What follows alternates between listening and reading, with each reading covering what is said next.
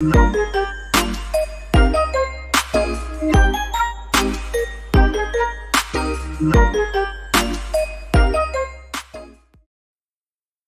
morning.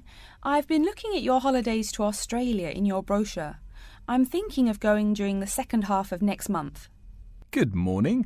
As you can see from our brochure, we offer a wide variety of packages to various destinations in Australia. Is there anything in particular that interests you? Yes, my husband and I are very interested in the holidays in the outback. These holidays are becoming increasingly popular. Would you like to arrange flights and accommodation with us, or just accommodation? Can you arrange flights from Sydney? Certainly. OK, flights and accommodation then. Right, you said that you wanted to travel next month. Which date would you prefer?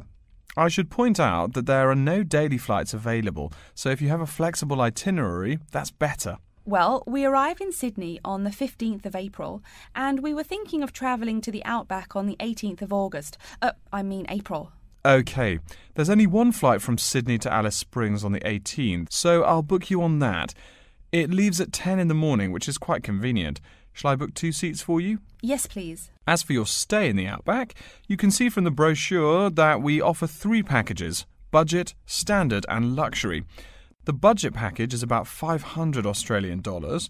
The standard package is about $700 and the luxury one is approximately $1,000, though it does depend on exactly what you would like regarding extras. Which one would you prefer?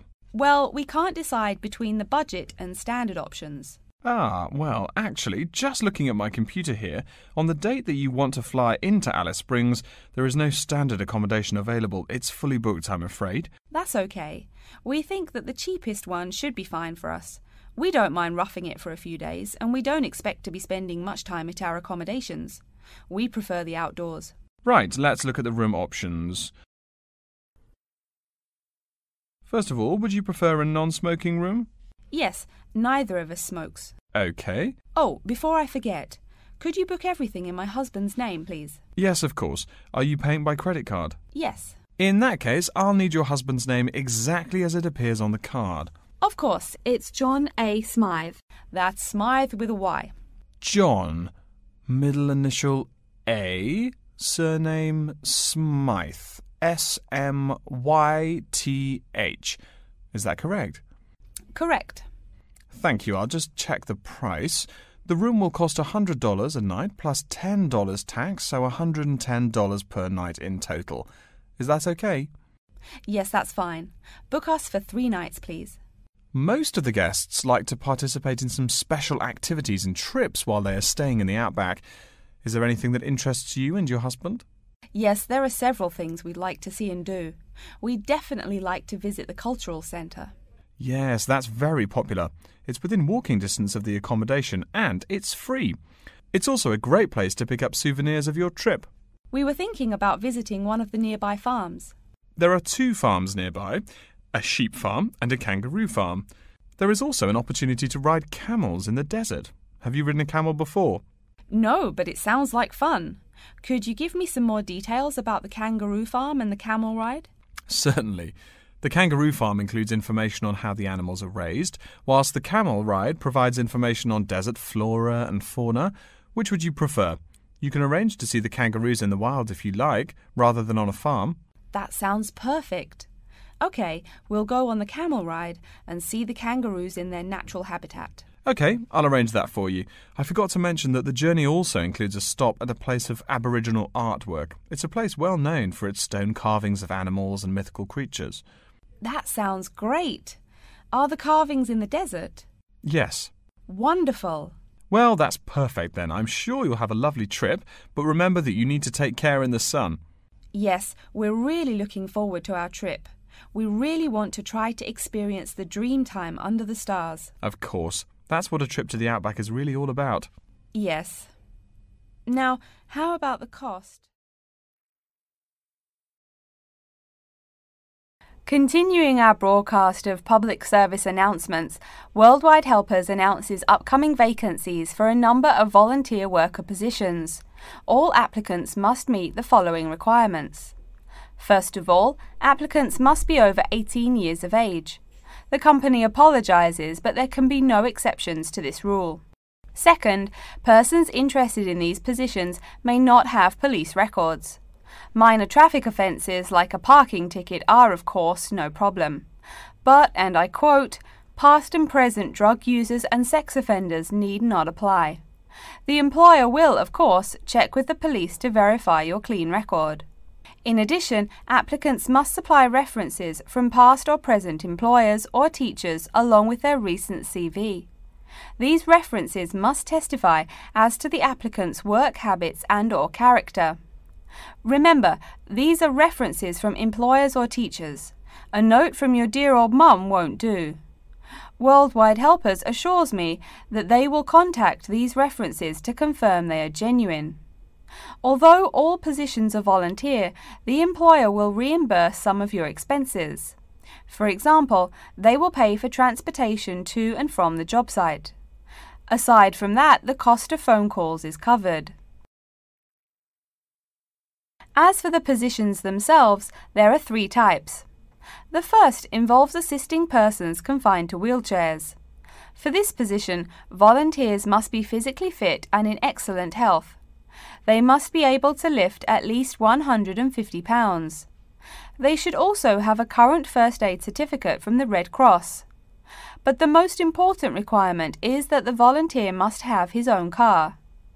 On Tuesday afternoons, the volunteers take their clients to various scenic spots around the city to experience and enjoy nature. If you don't drive, but you'd still like to get involved, the centre has a number of openings for people to read to the blind. Readers must, of course, read English clearly. Persons with no foreign accent are preferred. For these positions, you must be available on Monday mornings. Oh, wait, I see a note here. There is one opening for someone who can read Urdu. Apparently, there is a Pakistani blind person who'd like to hear his or her native language. But the other positions are all in English. And finally, there are a limited number of volunteers needed to care for disabled children. I'm sorry, but the information I've been given does not say how many children or what disabilities they have. In any case, you are needed to care for the children for 1 week in August. Apparently, this will be at the close of the summer holiday. I would guess this involves helping them with the routine chores of daily life. Again, volunteers for this position must know basic first aid, be in good health, and be able to lift up to 75 pounds. All applications for this position have to be submitted no later than Monday, August 8th. Applications may be made either by regular postal service, the snail mail, or by email. The mailing address is Worldwide Helpers, Post Office Box 651, East Surrey, BY8 99C. Please write "Attention Mary Smith" on the envelope. Or you can send email to acrawfor@worldwidehelpers.org. That's acrawfor@WORLDWIDEHELPERS.org. So get out there and do something good. Okay, our next announcement is looking for someone to facilitate tiger breeding at the London Zoo.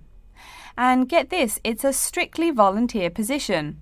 That means you don't get paid. Oh my God. I'm sorry, ladies and gentlemen, but I just have to laugh.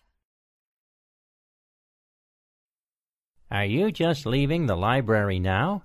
I saw you get there at 8 a.m. Yeah, I've been there all day. What for? They hire a cute new librarian or something? I wish. No, it's the presentation that I will give in environmental science the day after tomorrow. What's it about?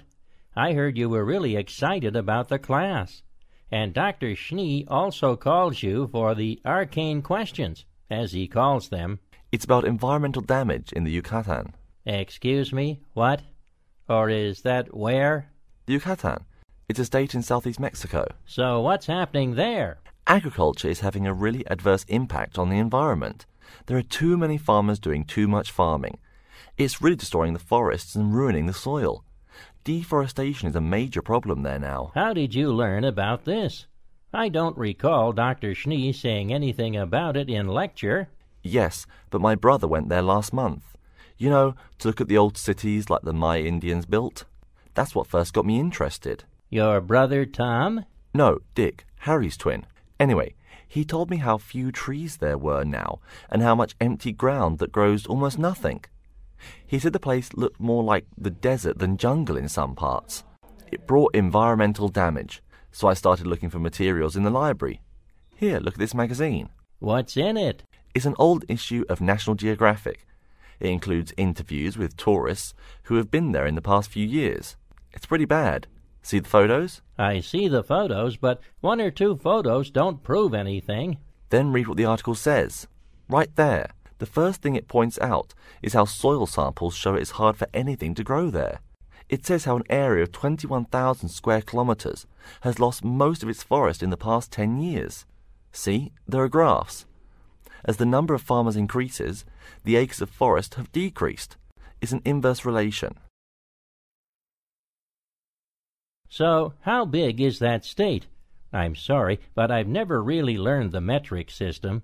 It's bigger than the state of Massachusetts. That's shocking. Anything else? There's lots of else. Scientists say there's a growing area of about 10.5 square kilometres where nothing can grow at all. It's like the beginning of a desert. Oh, yes, what Dr. Schnee called desertification. But why can't anything grow there? I've never really studied soil chemistry. I'm just starting to look into that subject, but my sister Marie is a geologist, and she says the problem is that the soil has too much saline, with no plants helping to adjust the chemistry. Apparently, that's a common problem with soil types throughout the areas with rainforest. Once you lose the plant cover, it's difficult to bring it back. Reforestation is almost impossible, even if the land is not being used for other purposes. Wait a minute. What is saline? Saline is salt dissolved in water. Scientists who have gone there have taken measurements.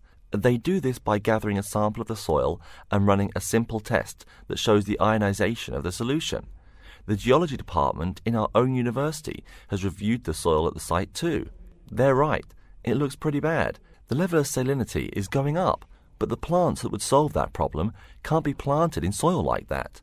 There is a narrow spectrum of salinity in which the plants will grow. And once you pass the threshold, there is no way to put the problem right?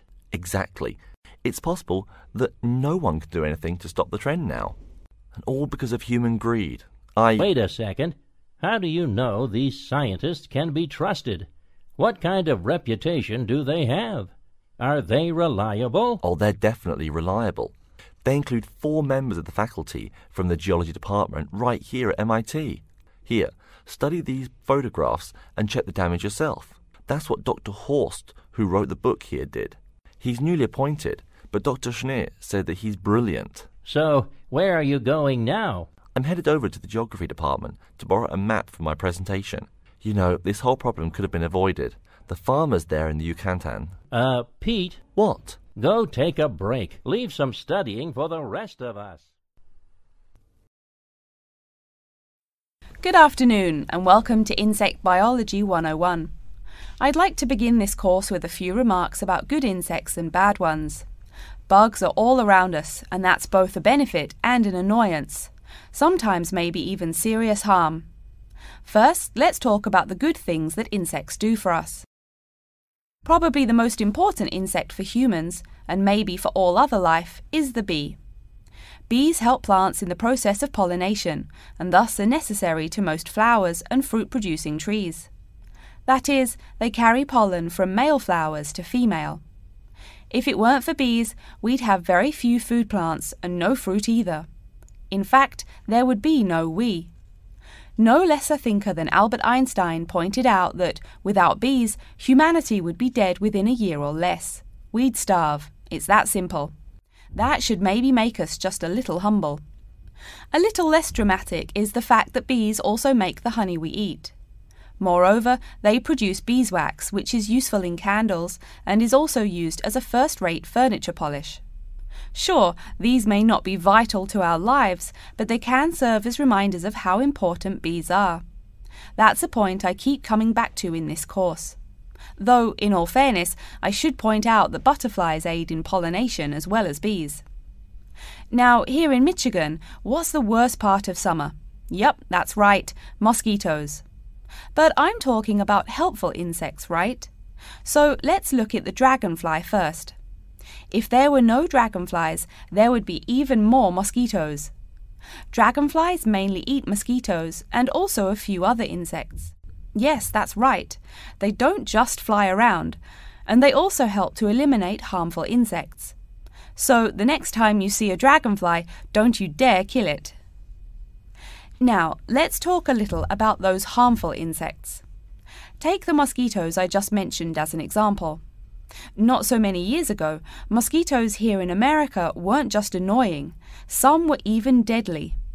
They carried malaria and yellow fever. My own ancestor, the Confederate General John Bell Hood, lived through the worst battles of Civil War, only to die at age 38 from yellow fever. A pest, not a bullet. Well, besides the mosquitoes, in summer there is also a kind of insect that never seems tired. Right, that is the fly. Before I go on talking, I must mention an African fly called the tsetse fly, which feeds on blood and can cause serious diseases in the people and animals that it bites. Besides, it is still a bearer of sleeping sickness, which affects around 300,000 people every year in Africa, and can be treated only with toxic drugs that are hard to administer. Worse still, the drugs sometimes don't work. Other insects, of course, destroy food crops. In China, for instance, locusts continue to be a danger to the harvest in some areas. Less important, but still annoying, moths eat people's clothes and dust mites slowly destroy carpets. Worse, but still in the home, termites or white ants eat wood, the wood of your house. If they are not stopped, they can eventually destroy the whole building. Usually they seriously damage a building before anyone even notices them. So, as we all know, insects can be a real trouble. So, what to do? You can go ahead and start killing harmful insects. In the early decades after the Communist Revolution in China, Chairman Mao encouraged the people to swat every fly they could see. Slogans on the walls of buildings called them little capitalists. But flies reproduce too quickly for this to be a long-term solution. For some decades in the West, to kill insects with chemicals seemed a good remedy. Unfortunately, chemicals can only be used in a limited area for a limited time. It's a small-scale solution. The insects come back. Worse still, some of the poisons used, like DDT, were found harmful to the environment. Many kinds of wildlife, like hawks, were harmed.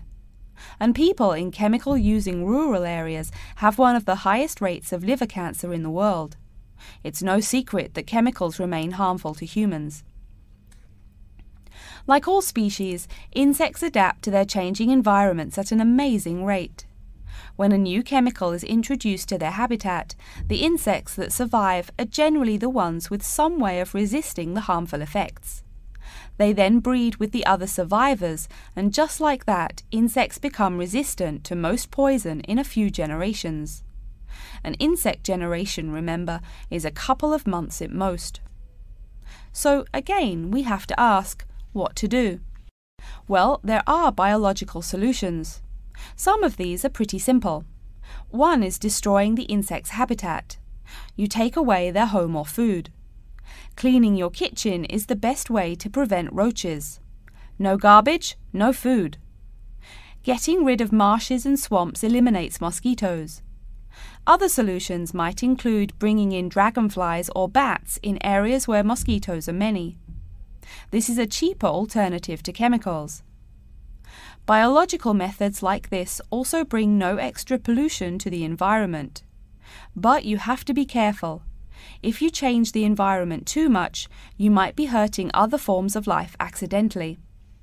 One recent method of controlling insect populations involves interrupting their breeding cycle. What does that mean? It means birth control for bugs. Insects are provided with food that makes them unable to reproduce. Since they can't have babies, the population disappears, or nearly so. And since no young are born, resistance is not a problem, with no young insects developing increased resistance. Interrupt the life cycle, eliminate the bug. It's clear that we must have an understanding of the life cycle of the insect. At least, that's the plan. We'll go into more detail as the course goes along. Now, I will stop here to see whether you have any questions or not.